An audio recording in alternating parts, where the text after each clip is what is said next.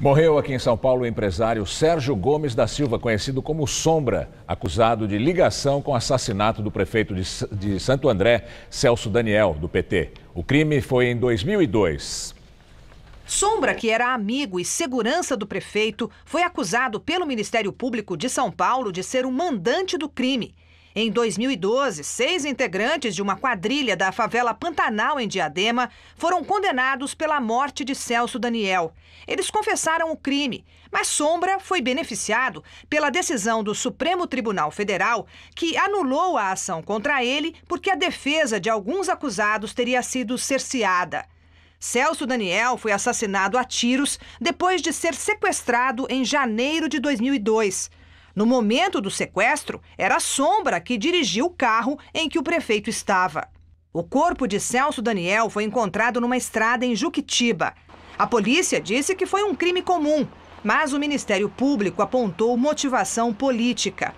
Durante a investigação, 7 testemunhas foram mortas em circunstâncias suspeitas. Celso Daniel era coordenador do programa de governo de Lula durante a pré-campanha presidencial em 2001, posto que depois da morte dele foi assumido por Antônio Palocci. No ano passado, Sombra chegou a ser condenado a 15 anos de prisão por corrupção e recorria em liberdade.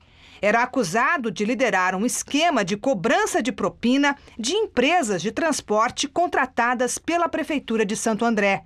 Empresários que não davam dinheiro eram ameaçados de ter o contrato rompido. O dinheiro recolhido iria para o Caixa 2 do PT.